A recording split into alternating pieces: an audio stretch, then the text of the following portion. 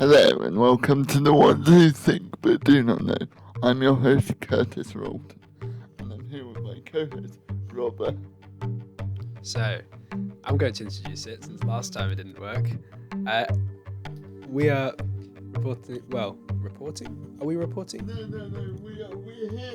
We're here discussing the Conservative and Unionist Party leadership election. The Conservative Party recently. Well, the big boss has tanked. Boris Johnson is finally. He's gone. He's going, and he's gone. Now, for our international viewers, there I am sounding hopeful. Let me give you a quick rundown of what has happened with, like, how we got to where we are. So, it started about 8 months ago with Partygate.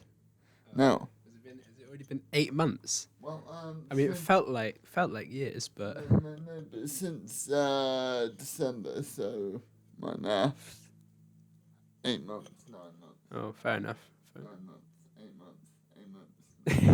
Not just Tell saying me. months. Tell me, you didn't say whether that was correct or not. So Yeah, I'm leaving you in the dark. You're gonna work this out. You leave me in the dark. Thanks, man. We'll be back to the podcast in a few No, minutes. it is 8 months. There you go. Thank you. Alright. Thank you. Anyway, and so in the past 8 months, Boris has been hit after scandal after scandal of increasingly more political pressure.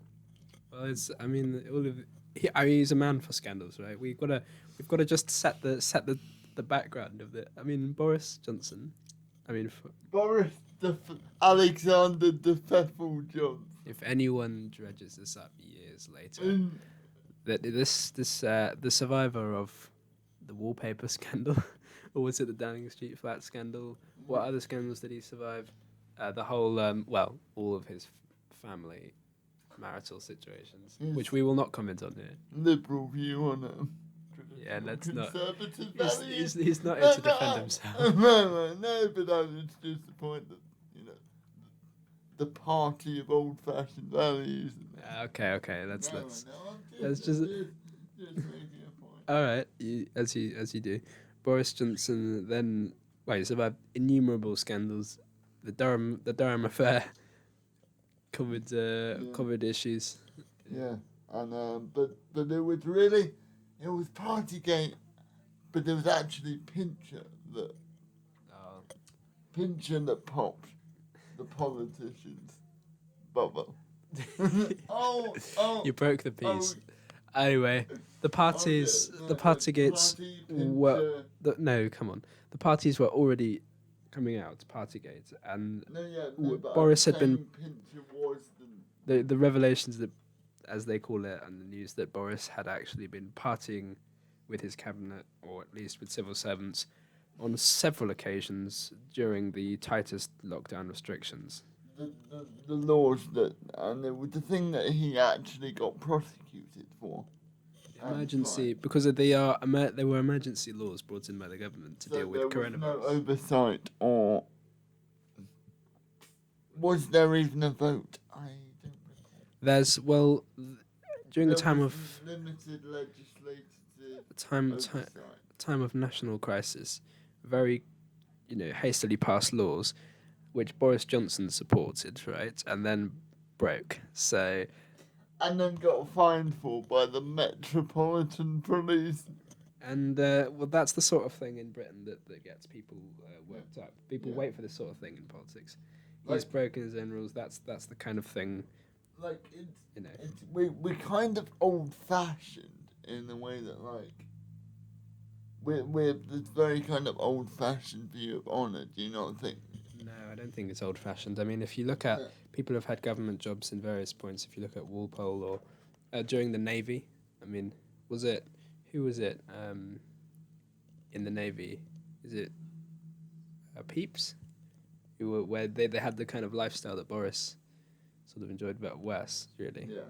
And there's corruption on top of that, which they had extra, so I think we're much less tolerant now than we well. No, I see what you mean, but I'm just trying to.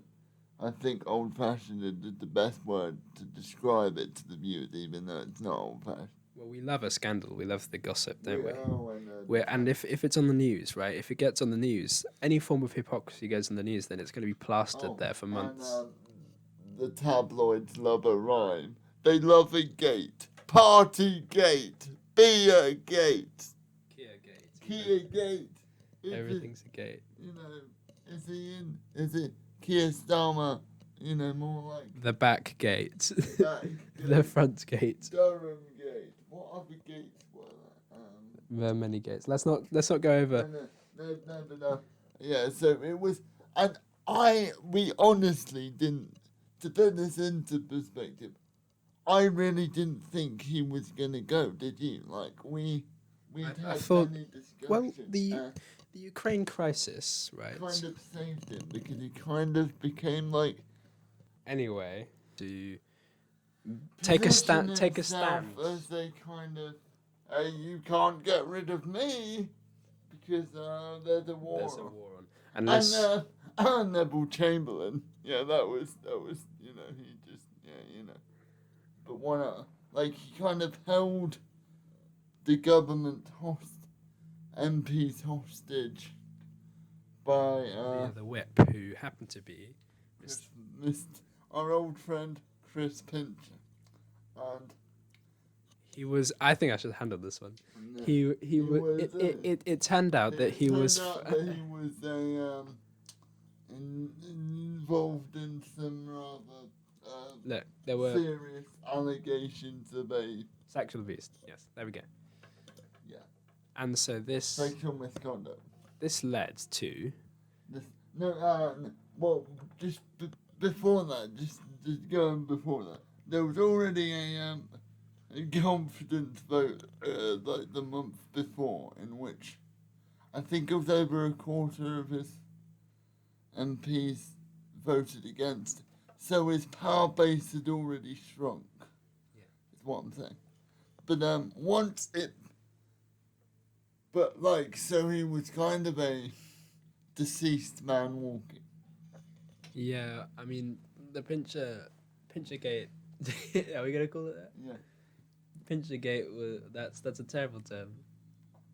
What? No, go You again. just look like you're ingesting the air around you. No, I was trying to laugh discreetly. Okay.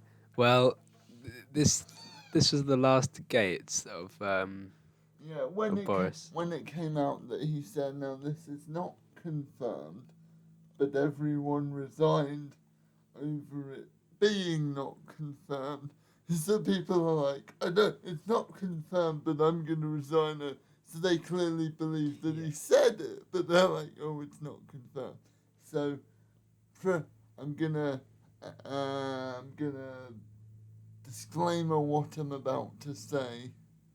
It's not been confirmed, but the cabinet resigned over him apparently saying, Pincher by name, Pincher by nature. Again, not confirmed. I'm gonna reiterate that. However, Boris used to allow. Pincher by name. Pincher by name. Okay, it's fixing our minds now. So, Boris apparently accepted this fact that Pincher would stay in his as a whip. He allegedly knew about the goings on. And whips are also supposed to be kind of help younger.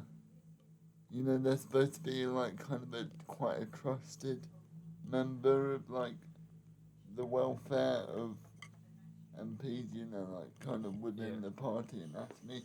So They have an important role in the party. Just a quick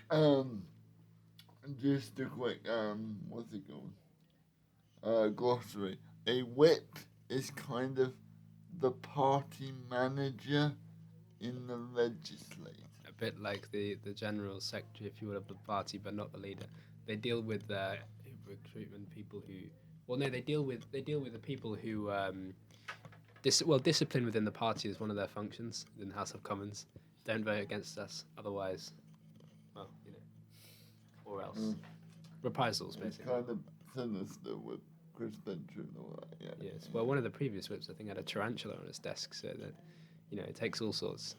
Yeah, but also there was talk of, because again the week previously, no, the month previously, um, Boris had said, we will get onto the leadership election. No, Boris had survived a confidence vote, but barely. But there was talk of him going back to, of MPs going back to the 1922 committee. Now, the 1922 committee really run the show in the Conservative Party. Well, they run the procedure to. They're a group of backbench MPs run by Sir Graham Brady, who well, I don't know whether it's. They speak up for backbenchers against the. They're like a union. They're like kind of a union. You mean they represent backbenchers against the cabinet? Yeah. No, but I'm just saying that they're like. Counterpoint to party whips. They're like to try and. What? Yes. All right, we've explained it. Move on. So. No. The 1922 committee is approached when the new leaders need to be selected. So the selection of the leader of the party will be along rules, boundaries set by this committee.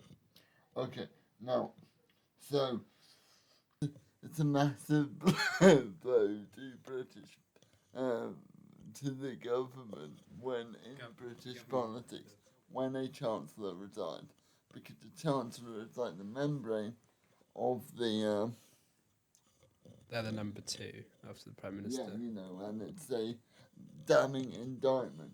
And then there was a sea of. There are multiple resignations around that time, and the cabinet was weakened by the sort of the position where a lot of the cabinet members, junior and senior, didn't agree with the government, gave the green light for lots and lots of people to resign. Some people say that these resignations were coordinated. Yes, and it's interesting, though I got this somewhere, but it's not confirmed. Again, not confirmed, just safeguarding here. The Rishi Sunak website has been registered for months. Ready for Richie would registered months before the general resignation. Yeah, and that such a Sajid Javid went up to, I believe, 60. I believe. Can we get a confirmation on those numbers? Well, what went up to 60? The resignations. I don't know how many resignations there were. No, I think it went up to 60 at the time. Anyway. And it was like, Boris is going to keep going. He said he was going to keep going, and he was like, I'm going to keep going, and I'm. Ultimately. But I think what it really boiled down to is when the Chancellor, who he just had for 12 hours, told him to resign. Yeah. To quote Boris, them are indeed the breaks.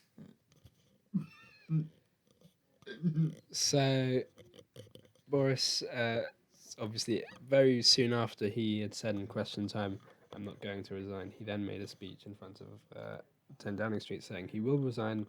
However, his resignation doesn't come into effect, obviously, until the new leaders are selected, hence the leadership of race. It's weird because during all the cost of living this summer, all the cost of living crisis, that's when I say the cost of living, I'm referring to the cost of living crisis. That didn't even pick up anyway. The government he's saying stuff like, the government will do this, the government, and I'm like, you have no authority, you'll be like for 5 more days. He's the caretaker prime minister, effectively. for until a new leader is selected, he's the caretaker prime minister. Means he's effectively still administrating the government from the top. But he's got an easy ride because Parliament is in recess, which is a bit like kind of school holidays. We know what a recess is. No, I'm just saying for our international viewers what Parliament in recess is. Our international viewers. Yeah. All right. Hello. Well, Oh, hello. well, essentially. So, then shortly after his resignation was announced, there were numerous people that came forward for a Tory leadership election. Now, the candidates include Suella Braverman. Boris's defence attorney, which must be a hell of a job. I mean, you know, I hope it plays well. I mean, psychologically transitioning from Boris's defence attorney to actually being the prime minister. I mean, at least she might get actually a better night's sleep as a prime minister. She was kind of not. I'm gonna say there are factions within the Conservative Party, and me and Robleh are gonna run through some of them now. Okay, and she was a member of what is called the ERG, or the European Research Group. I'm guessing that's yeah, that is what that stands for. Okay, got it? Right. Now the ERG is it's a kind of a focus group. No, a think tank, not a focus group. It's a think tank made within the Conservative Party, so all of its members are Conservative. Think tanks will be established by a particular party or government. But yes, but this is kind of unique because all of the members are legislators. There are like no spads. Yeah. Spads, not another word. Just want to make that clear. Yeah. Like by spads, I mean special advisors or Dominic. So, and I don't know why I brought up. Basically, this is a focus group where they're all legislators, and and it's the hard Brexit it's kind of the WHO rules group. You know, the WHO means World Health Organization. So they're the hardline Brexit, like no trade deal, like you kind of be a Mark Francois, you know. They're basically how Brexit party can you get. So what we then have was Kemi Badenoch, which is your MP. Which is technically our MP. Well, as I'm sitting here, yes. No, I mean yours as well. All right. Well, anyway, she's the culture wars, which is she seemed to campaign on a platform mostly consisting of the culture wars and trans or like gender neutral changing rooms. Now you say, why are you making a thing about she had a problem with such we are not making it like hyperbolical point. That was literally all that was on her website. You and I both looked. And I'm not being hyperbolical, but I've not been in the gender neutral toilet. I've not seen a gender neutral toilet. I'm just saying it was a very bizarre thing. Like, I mean, how grassroots can you get? Like, would be a niche issue. Do you know what I mean, Robbie? Well, anyway, there was that, and then if we move, who's another?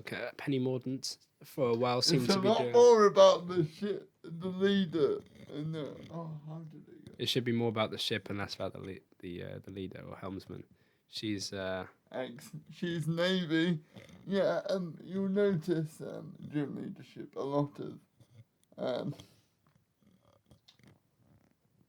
campaigners bring out whatever shred of link they have to a certain group, be it the Navy or The military. or my great grandparents were really hard. Anyway, So the- on. she seems to be doing well at one stage, But relatively. then she didn't really have She kept saying it was not the time and place for policy. policy. Then it's like, well, Penny, you're in an election.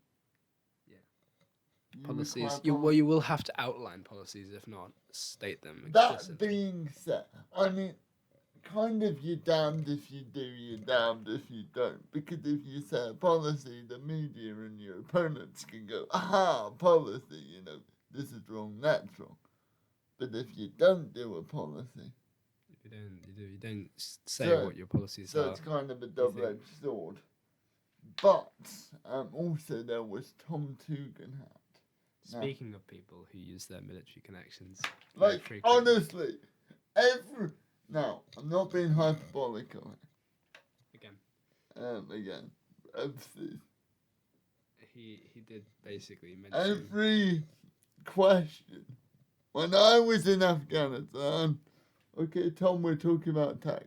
When I was in Afghanistan, okay, what do you think about Scottish independence? When my brothers and sisters died, and it's like, Tom, you're just going off the same song sheet.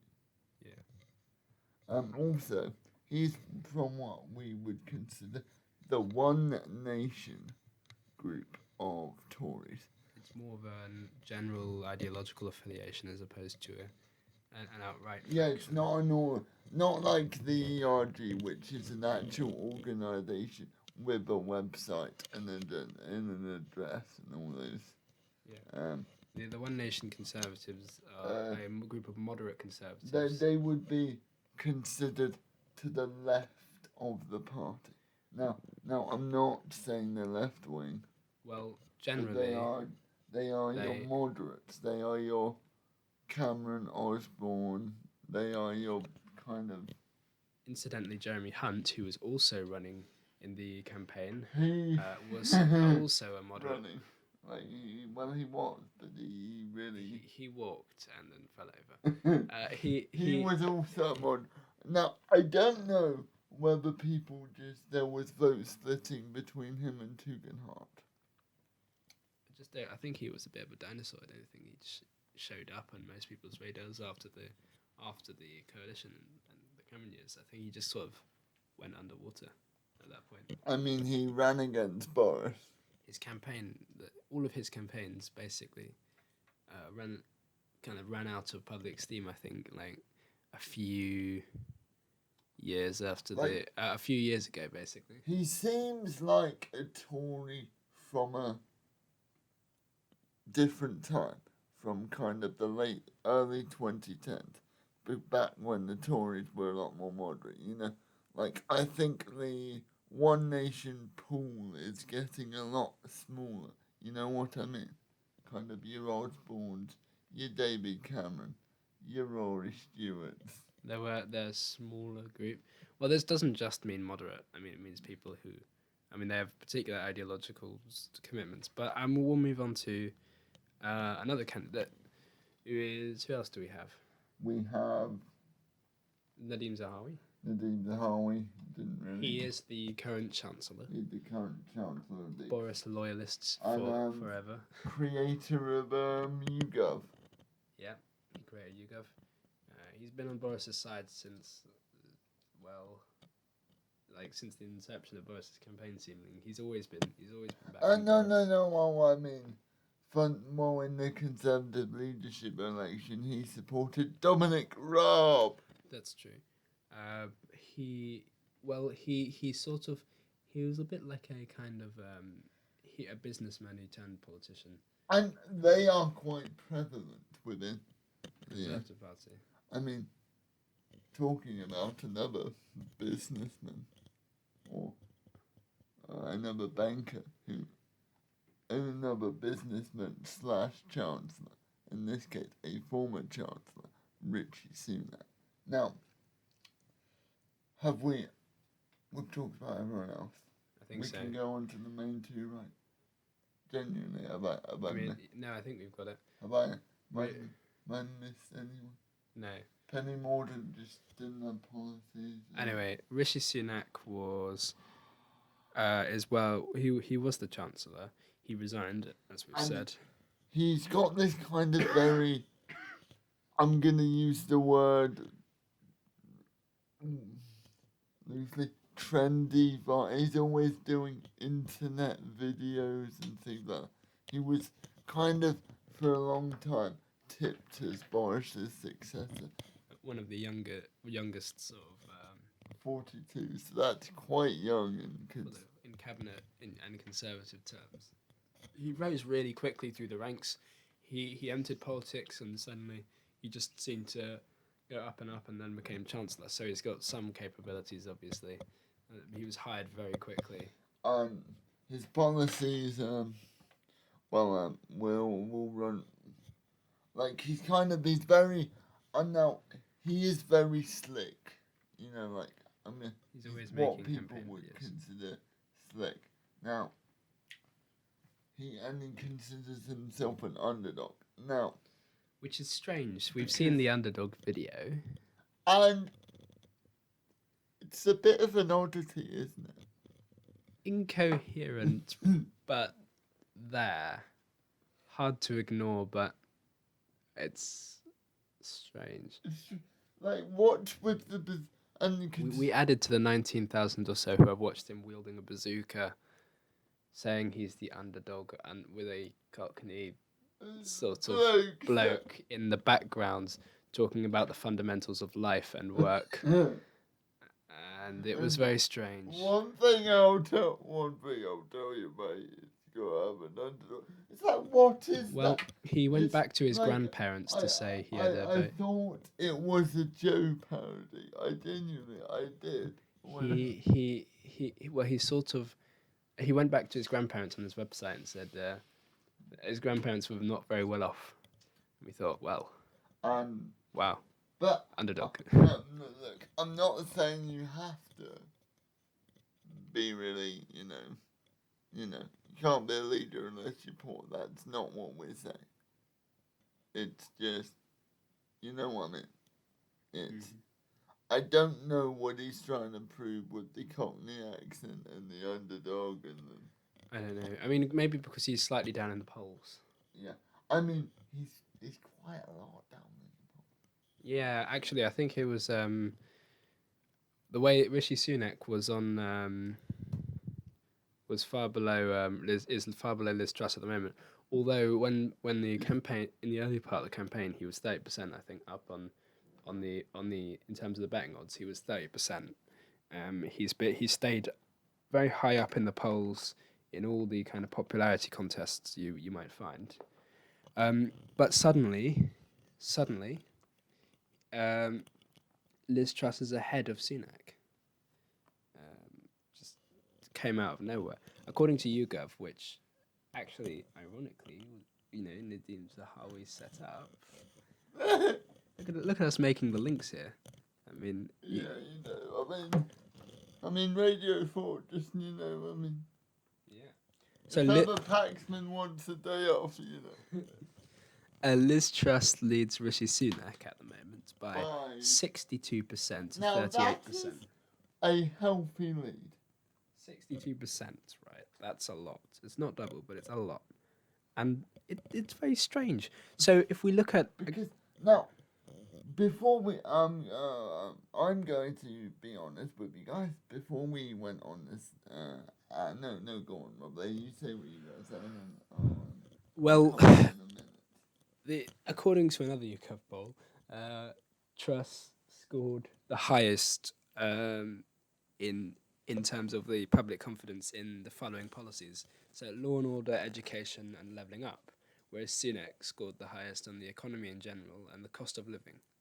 So Britons really are, as the YouGov calls them, but maybe Tory voters in the UK, really care about law and order and things like that and levelling up. And the funny thing about that was that Liz Truss and Rishi Sunak both talked a lot about law and order, securing the UK's borders. But Rishi Sunak said he would kind of send double the number of people being foreign criminals being sent away. away. And now, not trying to make light of a horrific situation in Ukraine, but it's kind of come at a perfect time for both of them to kind of pose and play what I call strongman politics. Like, we need big military. Look. Well, I mean, you know what I mean. Liz Truss imitated Thatcher with her tank pictures, which that Thatcher did during the Cold War. So she's basically sending the signal that the Cold War is continuing between her and Putin. And there was this whole joke about Liz Truss is going to face off against Putin, which I thought was pretty funny. Very good. Yeah.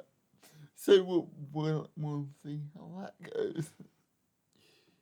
Watch out, Black. Well, anyway, so law and order, people care about that, and education. So education is an interesting one. So because Rishi Sunak has shared a lot of policies on education, whereas and Liz Truss has done so also, but her education policies are really making more of an impact.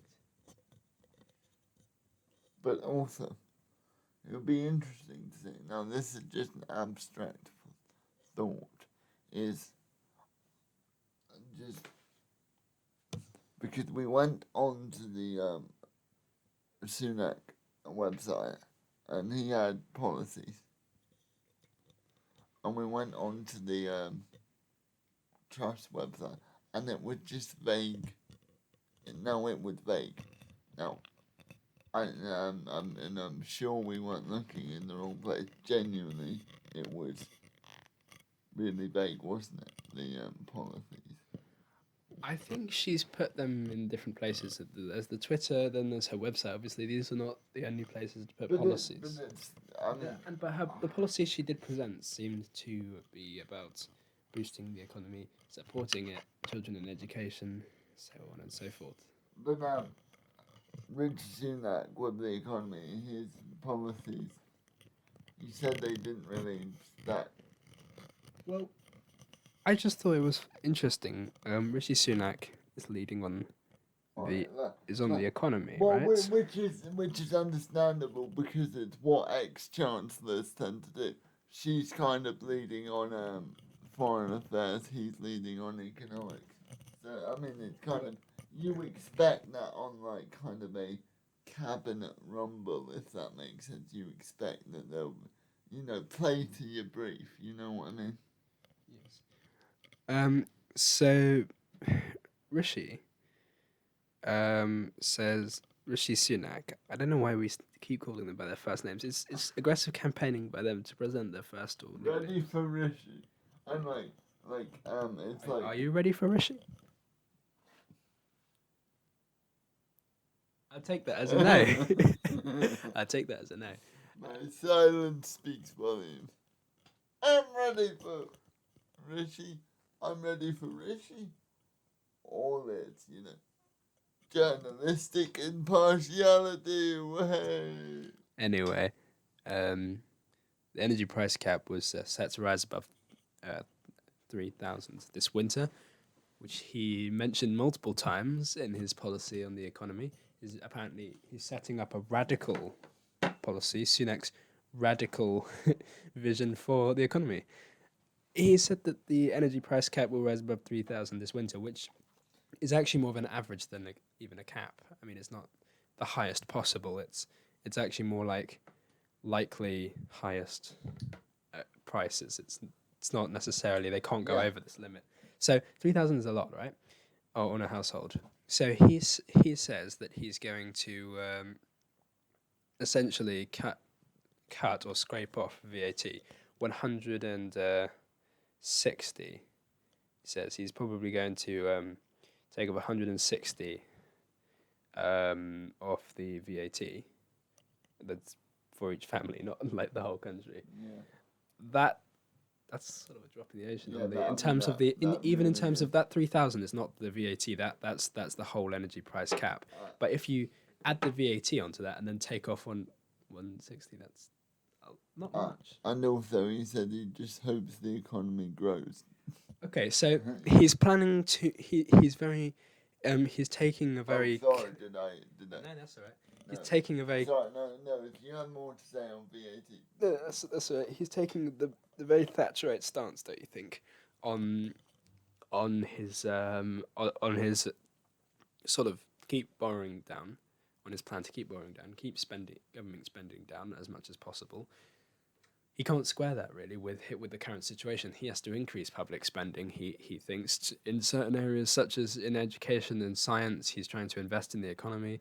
He's trying to look like he's actively growing the economy as opposed to simply reacting to the problems, which is going to be a difficult thing to pull off, right? Yeah, no, and I think he's always been on the back foot because, no, I'm gonna say again, I'm not being hyperbolical here, but I could see in the early part of the campaign the way Conservative members responded negatively to his kind of we can't cut taxes and spending.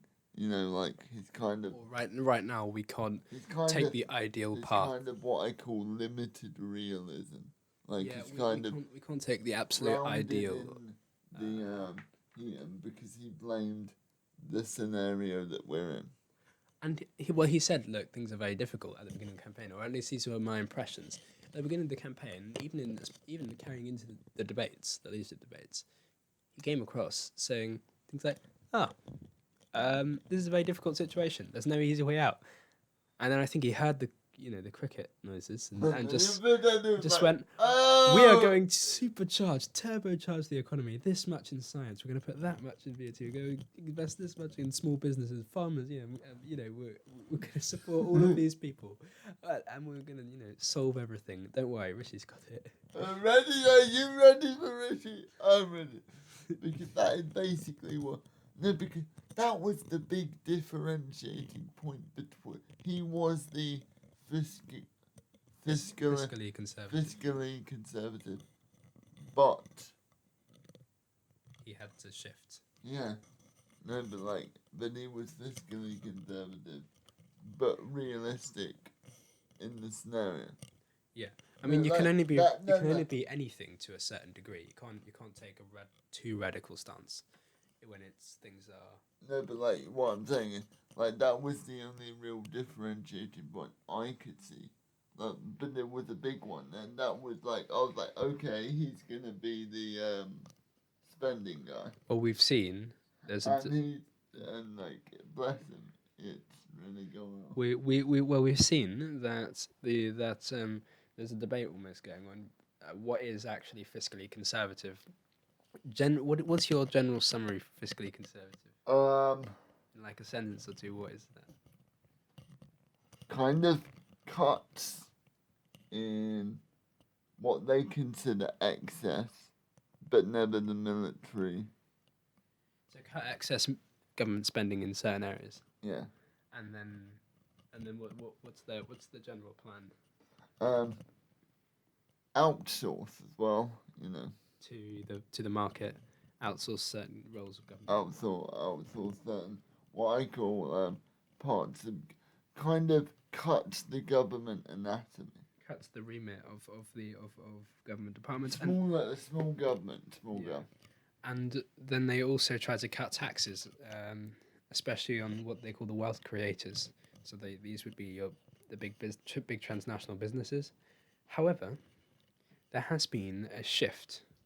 What would seem almost a countercultural, at least counter conservative policy sort of shift. There's a non-Thatcherite strain as well. They're talking about small businessmen. He talks a lot about his Yorkshire farmers because his constituency is in Yorkshire. Richmond, York. Fun fact: former constituency of the Right Honourable William Hague. And this constituency, basically, I mean, it's a Tory seat in Yorkshire. He's got to look after small businesses, farmers and things. That's not necessarily the Thatcherite approach. Look to modernizing new industries, industrial progress, through transnational large corporations, conglomerates that would give jobs to lots of people. Yeah. So, but he's kind of realised that the picture is that most British people don't actually work in these companies, and so really it's not like the 1980s. You kind of have to support the smaller businesses and make sure that happens. Yeah, and I think it's good for him to kind of not just be a Thatcherite clone. Just it's good for him electorally to have his own strand of Sunakism. Yeah. If you get what I mean, you've got to differentiate. You've got now. It's the same. Now I'm just gonna bring up Keir Starmer, and briefly, it's a lot of thing. It's a thing that MP and government people, just politicians, struggle with, is how to invoke the legacy of something but still be your own person. Like, how to, With Keir Starmer, would be more New Labour. Yeah, no, but that's what I'm saying. How to, you've got to come up with your own policies and identity, and I think you have to do that, or else you get written off as a clone. What do you think? Yeah, he's got to be. I mean, they're both having a debate about fiscal conservatism, what Thatcherism means, and actually, Thatcherism is not neoliberalism. I mean, the clues in the name is liberalism. It's not conservatism, really. Old conservatism. So I think it's a strange view that they're really taking. I mean, there's a somewhat of a move back to more conservative values, if you think about it. Protect smaller businessmen, protect the way Britain has always run, farmers and things like that. Whereas Thatcher was much more ushering in a very radical new vision. And on top of that, Rishi Sunak calls his economic plans radical plans. So there's a balance between the radical neoliberal policy and a conservative sort of policy. And also, I think that obviously he kind of, how much of that do you reckon he actually believed, or do you think, I don't think he'd be talking about a small business if his constituency wasn't Richmond and New York? I don't know. I can't speculate, really. No. Like, that's just an idea that he's playing to his base. Possibly. I mean, you have to as a politician. But he's planning to cut 20%. He's planning a 20% tax cut. And the basic rate of income tax will go from 20p in the pound to 16p in the pound by the end of next Parliament. Now, this is the thing. Next Parliament. So he's going to help the cost of living with an additional VAT cut. He says that 160 in the VAT cut. That's 2022. That's this year. Then it's implement radical business tax reform, basically lower taxes on large corporations who could pay more tax than most people, because he thinks that obviously if you tax them too highly, they'll just move. They'll just go somewhere else. And they won't pay tax in Britain. And that's probably what he'd think. Implement radical business tax reform and improve productivity and investment somehow. As a government, you can't improve productivity and investment. That's the private sector. That's what the private sector does. That's what Thatcher said. That's the job of the private sector. And he cut income tax to let people keep more of their own money. That income tax cut that sounds so good to Conservative voters. That's 2024, and it will be in April. And if according to there is no longer a fixed term Parliament Act, so we don't know when it will be. No, well, Parliament will be dissolved. May. No, Parliament will be dissolved. No, because it's 4 years after the last devolution of dissolving Parliament. So December 24. Yes, but that's the thing. May will be the election time. Unless they call an election early. No, what I'm saying is Parliament will be dissolved in December 24 because No, do you get it? Because of they can call and they don't have to follow them. No. Well, if they don't call an election, it'll just automatically happen 4 years after the last election. 5 years. Oh yeah. No, 4 years now. 5 years. Yeah. So 2019 and that December. happened. So this the is. election happened in December, so it's gonna be. So it's going to be before though. Just before he either hands power over to another government, another candidate, or tries to seize power again. So he's kicked the can so far down the road with this tax cut that And what is his hope that will help him? That will make sure that he doesn't have to borrow, which is his point. He doesn't have to borrow any money, and he doesn't have to do any of these things that he thinks is irresponsible. The economy will grow. Like he literally said, the economy will grow. It's like standing on a cliff edge and saying, "Well, once we reach the top of the hill, we will."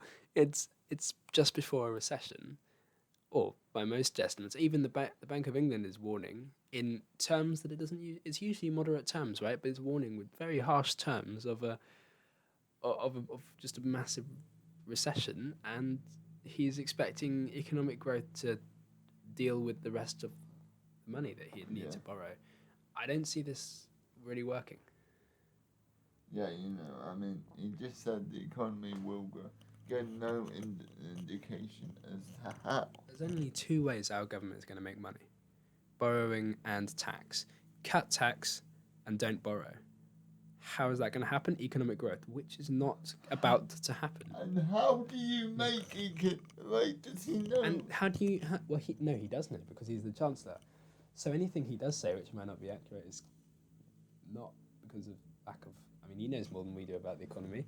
But so surely he knows that's the only two way that he's going to make money, and he's going to somehow lead investment. He's going to have to grow the economy, which is the market's job, and he's going to somehow transfer. And the economy will grow. Transfer money back to smaller businesses. Nobody gave no indication as how he was going to make it. And he's criticised. He's criticised as he does his opponents. Who pledged that they would invest, that she would invest lots of money in the economy, and said that would increase borrowing. So you have it sort of both ways. So yeah, shall we actually move on to? No, but again with that. So if he's cutting taxing and borrowing and VAT, so he's really running out of. And he's not selling off debts or indentures or whatever. He's not taking money from overseas, and we're sure as hell not making oil money.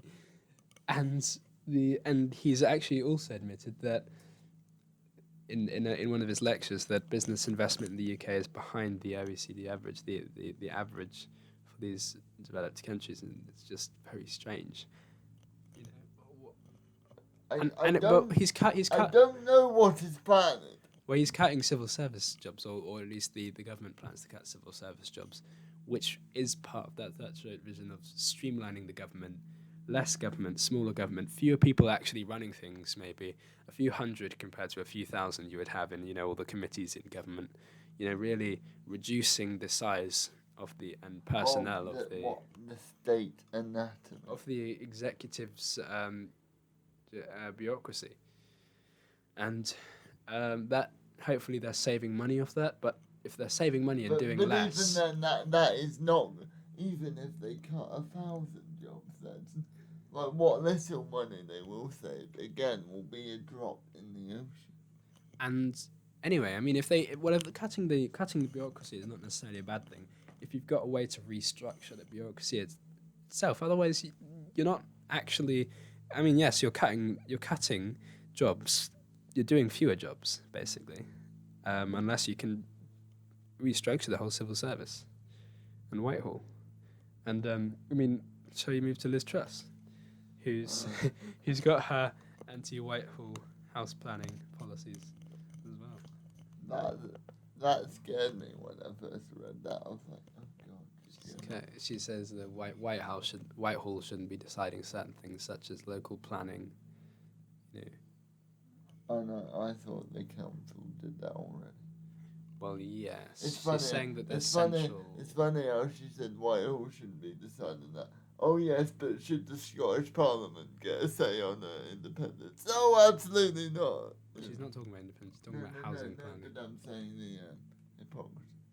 Well, anyway, I don't think there's hypocrisy, but generally, I mean, the vision of Liz Truss is generally. So, pardon, we did look into policies that Liz Truss. Like we genuinely did. We looked for exact if any numbers. Of you at home can direct us. I mean, we looked for some numbers that she had. Mostly, she's striking an optimistic tone. She thinks that Britain's best days are ahead. She keeps saying. I mean, in the face of all of the evidence at the moment. Brexit. Oh yes, and the harnessing of Brexit. Harnessing of Brexit. Yeah, harnessing of Brexit opportunities, says Rishi Sunak, in order to deal with what? In order to get better oil, to get oil easily. How are we going to get oil easily? Well, there are a few ways we can get oil, right? Our North Sea reserves, not much. I mean, Scotland has actually got poorer after mining North Sea oil, the only country in the world to ever do so. We do not have large oil reserves in the North Sea. We are not, We can get it from the Gulf, Yeah, which is always something that Britain is pretty happy to do. We can get it from the USA. Where's the other oil exporter? Russia. Massive oil exporter. In fact, it's the highest valued export of Russia. Is oil. We're not talking at the moment. No. I mean, the highest valued export of Russia, the highest commodity they can sell is oil. As a sector of their economy, it's massive. And the oil companies are mostly run by the oligarchs. And under the economic crime bill anyway, any oligarchs residing in the UK can have their finances investigated, and companies... Basically, we're not buying from Russia anytime soon large amounts of oil. So yeah. Scotland's going to run out. Yeah. Well, and where's the easiest? Where's the next easiest place to get oil from? Europe. Where do we get oil from Europe? Through a pipeline to France. How does that work? Well, Brexit opportunities. This is where Brexit opportunities come in. We are not going to take oil from French ports. We are not going to take oil from France or Europe. We have an oil supply in Europe. No, let's not use that. No. Yeah, no. So, like, we're going to run out of oil. More. I mean, it's like oil. There's oil and gas, right? The main gas pipelines in Europe, even Western Europe, places like France, they are extremely dependent on Russia. Germany is one of the most, really one of the most dependent countries in Central Europe. They depend on Russian exports, including gas pipelines. All the gas pipelines in Eastern Europe basically come from Russia, and many go through Ukraine, which is not happening. And so we can't get. So we don't want oil from Russia. We're already not importing that. And then everything else that we could possibly get from Europe, we have decided not to take. It's a bit like you see, you've decided to boycott a large company. You're hungry, right? Then you see a bowl of soup in front of you and just decide not to take it. It's very strange. And that it will apparently help our oil supply. Yeah. So what did it say through Russia? Yeah, I mean, so the vision of Liz Truss is similar. Utilise Brexit as an opportunity. How we can use Brexit to trade with more countries, I suppose. Although we could already trade with everyone we wanted to within the EU. But we can't trade with Europe. And given that Europe is, geographically closer. Now, historically, it's always been advantageous to have good working and trade relations with those nation states which are in Europe. closest to you, Right. such as Yeah. Europe. I mean, she wants to recruit 20,000 new police officers. So this is where the law and order comes in. 20,000 new police officers, sounding a lot like Boris's manifesto promises. 20,000 this, 40,000 that. Leveling up, you know. Well, she is leading on leveling up. I mean, that's the reality. I mean, Richie Sunak had that science thing. I know, I didn't fully read that. Make the UK What a was science that about superpower. the Midlands? West Midlands. Well, he was making a speech in the Midlands, which was an industrial powerhouse of Britain for a long time, and he basically wants to return Britain to industrial, to be maybe an industrial superpower. I mean, our economy is a very basic sort of economy, right? We have there are three sectors, obviously, well, not sectors, but levels to it.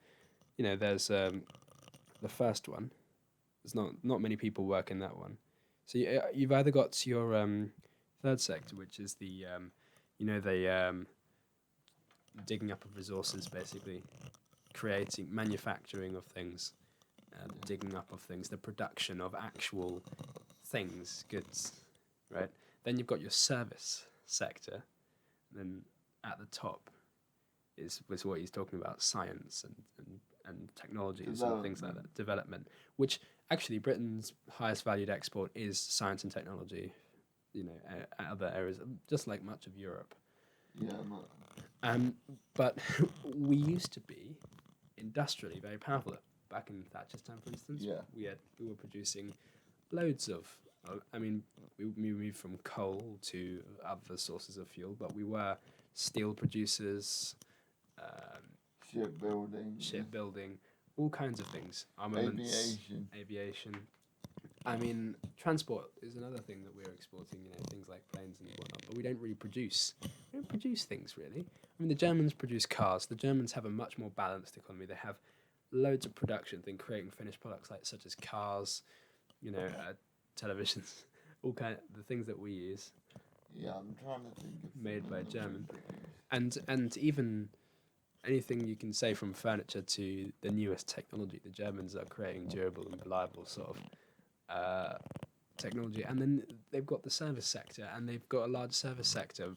Especially the local to medium-sized businesses make up a huge chunk of the German economy, compared to our economy, which is just basically entirely service sector and a little bit of that top sort of science and production of I'm trying to think of what we higher level products. We don't produce much. Made in Britain is usually whoa. Made in Britain is usually a sticker that says don't buy this. Don't buy this. It will fall apart. Yeah, I see a clear Made in Britain. Yeah. But the only thing we are making in Britain is large numbers of people. We've got a huge expanding. Well, we've got an expanding population, but as you know, that aging population. A huge number of people who are not going to be in work. Well, again, that goes back to one of Richie Sunak's major points. Benefits. Making out of work benefits, people who are not working but claiming benefits, usually elderly or other people like that. Elderly, infirm, or the disabled. And bringing them into work by increasing the number of hours they have to work. So this is all about productivity. Liz Truss wrote a lot about productivity. She's very keen on that. She's included that in her campaign. What does that actually mean, do you think?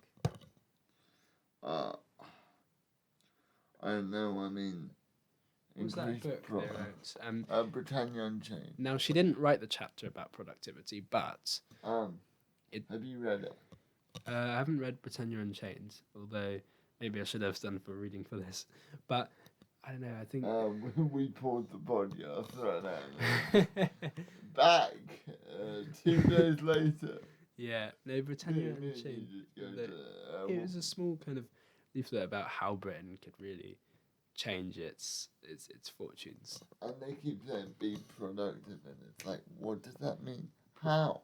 previous ministers have stated. Who was the minister who said we are one of the most unproductive, kind of lazy countries in the world? China. I think his wife was Chinese. He said China is actually super productive. That was Jeremy Hunt. Jeremy Hunt. It is true in a sense, not in the sense that we are lazy people, but that people in China just, they work. Well, I mean, if we look at places like China and Japan, they work stupid hours. The retirement age is not within sight, and they're never, and they can just be ordered to work for longer hours. I mean, there's no, and the unions in China just don't. There aren't unions. I don't think there's no union representation for workers at all. There's no way they can, really organise at all. Yeah. So yeah, there is no union representation in China. And they're authoritarian countries. I mean, in India, people also work. It's one of the most productive in the sense that people work a lot. Indians are some of the hardest working, longest working countries in the world. However, they're not necessarily the most productive because they're not necessarily producing that much, like as high quality goods. Equipment. Now, we're not saying things that are made in India are terrible. We're just saying that. I mean, it's partly about the hours worked. Actually, productivity is often about doing more work in fewer hours. It's about getting lots done with a fewer people. You've got 15 workers doing a certain amount. If you can do the same amount of work with 5 workers, if you crack the whip a little bit more, and knock off an hour of their work, then that's higher productivity. But you also require infrastructure to do that, which developing countries don't have. Yeah, and Britain does, which is strange. Yeah, but I don't know what her plan is. I don't know. Increase productivity. That's a thing. It's like growing the economy again. They give no indication as to how they're going to do it. In the States, growing the economy is not. It's like saying I'm going to stop Vladimir Putin. How? It's like I'm going to redirect the Central African Republic's funds for foreign aid. No, you can't do that. From your position. Yeah, like growing the economy is the role of. I mean, and that's a bit weird because they say they want to grow the economy, but then they're also small government conservatives. They want more people. They want the maximal amount of people employed. But that almost trying to grow the economy almost seems like a left-wing position, like government overreach, like Labour, micromanagement. Yeah, I see what you mean. You see what I'm saying, like the juxtaposition, and him like, don't worry, I will grow the economy. Well, I thought you had trust in business. Well, he's going to grow the economy by lowering taxes on large corporations, which will allow them to move into Britain from Dublin and the Bahamas and so forth. Which, I suppose, is one way to do it: cut corporation tax and hope that businesses choose Britain over all those other very lowly regulated, highly productive countries that we are not. I mean, I honestly feel that it is odd how none of them are even considering a windfall tax.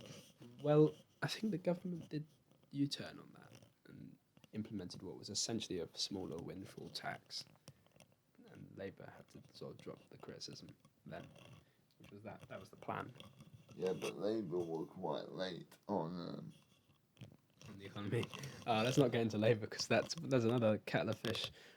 But one of the ways they're going to increase productivity, I think, is they want to make work pay, motivate people. So they think a lot about the economy is motivation. So you encourage certain behaviours and you discourage certain behaviours. That's essentially what economics is about, right? Yeah.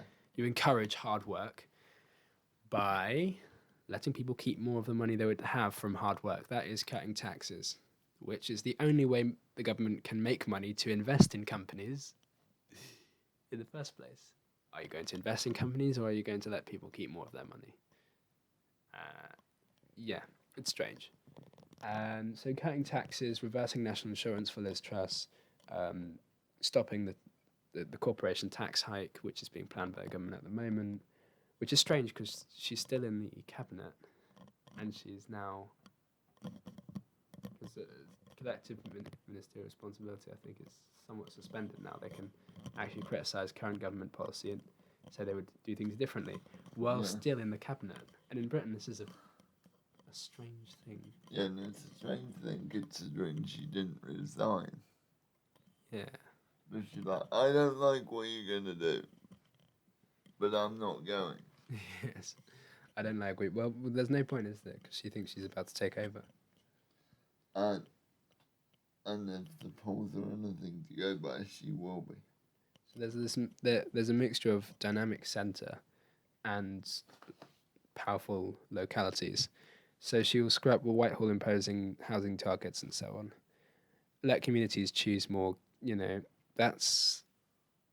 But then she also wants to lead from centre. So allowing the regions to do more doesn't mean they'll really follow your vision, I suppose. That's why they have to set the mission. Set the mission. I don't know. But I thought the government really set housing quotas. Well, yeah, I mean, the setting quotas. And I think a part of it is this stewardship of the economy sort of thing. Yeah. Changing Britain through stewardship of the economy, which, I don't know, strange. It's weird, like, seems very un-Tory, Yes. So they've got a balance. Let's sum up. These two have got a balance tax, borrowing, and with the national insurance, VAT, and the rest of it. And they've got a balanced productivity. They've got a balance with full employment. Because if you have everyone employed, the elderly are not going to be able to do certain things, right? So you're going to end up with a slightly bloated private sector with loads of people doing a job that only requires a few. For example, the Soviet Union followed a policy of full employment, and even after Stalin, that did not lead to necessarily productivity. Because not all of these people, you had to train all of these people, and so not all of them were skilled. Not everyone can do everyone's job. And not everyone is skilled. You need to train these people, and if you're going to train everyone in the country, that's... Yeah, and then having everyone produce, be producers, everyone working, that's it's very strange. I don't know, they're trying to balance a lot of things that are sort of opposites, and incorporate them all into policy, and then increase investment on top of that, before the tax cuts are even...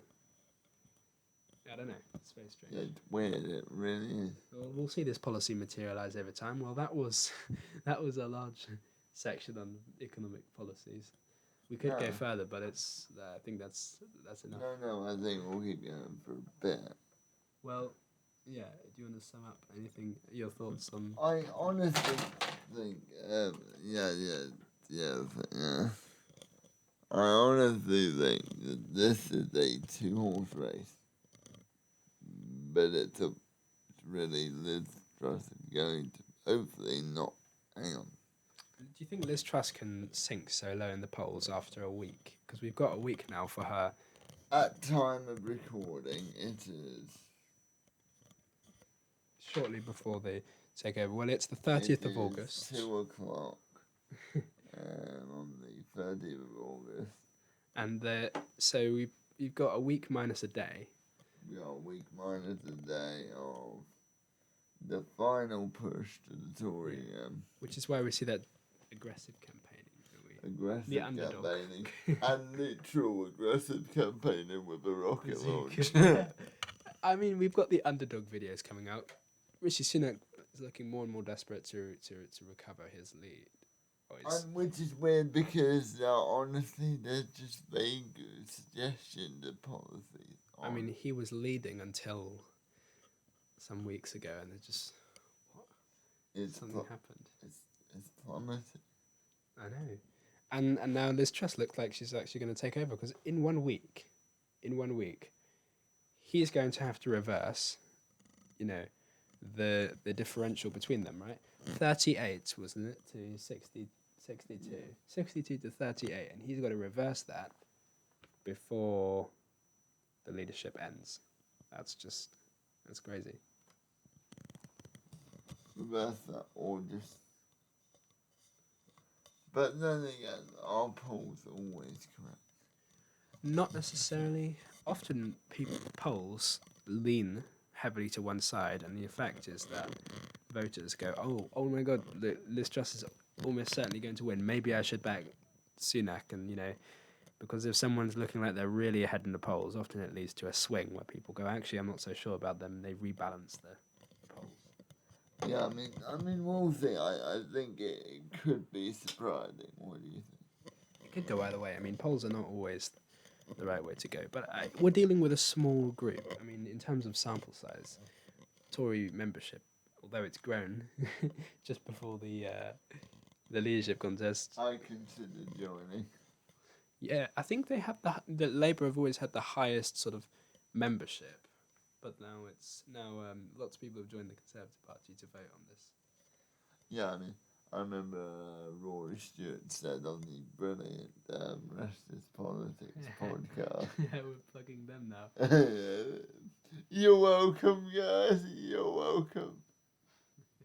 That a lot of his friends signed up to vote for him. He got knocked out before the ballot stages, and then they still got charged a year's membership. Yes. So, I mean, make of that what you will. It's all to play for, as they said, football. But I think actually it's more likely that Liz Truss at the moment is going to win. I mean, a 62-38 lead is very hard to fudge on It's not a narrow lead in any sense. Yeah.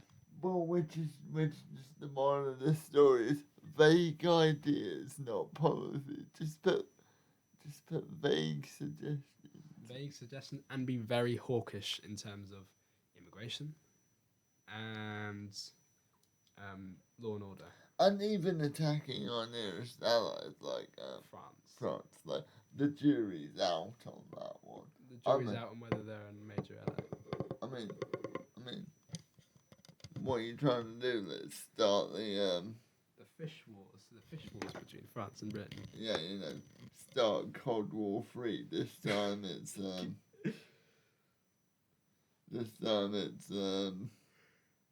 yeah. It's a very fishy foreign policy she's pursuing, and I mean, we had fish disputes before. Now we're having. I don't know whether it's all tank.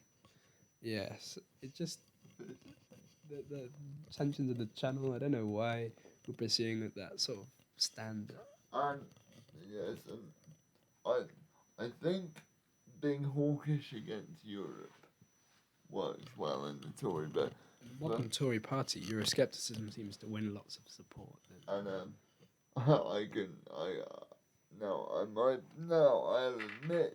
hurrah, that I might be being hyperbolical on this one. But hold, dear viewer, stay with me on this. Okay, you guys stay with me on this? Good. Okay, I could see almost not military action against France, but remember when there was that incident where fishing boats came over to Guernsey? Oh, dear. Like Boris sent out a literal 2 boats, just like, yes, I'm sending the Navy out to deal with fishing boats. I could foresee a proper hawkish risk, an over-the-top response. I'm not talking about actual combat. I mean, Europe will never. Britain and France will never fight for the next few decades. I don't see that going on. No. I'm not talking about fighting. I'm talking about military posturing. Military posturing, yeah. You know what I mean? When you just. Liz Truss has done her fair share of military posturing in her tanks and things. Insert a picture of that. Tanks. Submarine is what she's on next. That's what she wants to do. Submarine in the Channel. Yeah, just I'm going for you, Macron. Alright. on that note, Yes. I mean, if Radio 4 get this, we are the ones who think but do not know. Yep. And, yes, we will see you in the next video where we will have a new Prime Minister. Alright. Yeah. And I hope you found this entertaining. I hope you found what Robleh said informative. Not Robleh. Wait, oh no, I said Yeah, that is. No, that's fine. Oh God, no. Yeah. We. Right. Alright. Goodbye from me. I think Goodbye.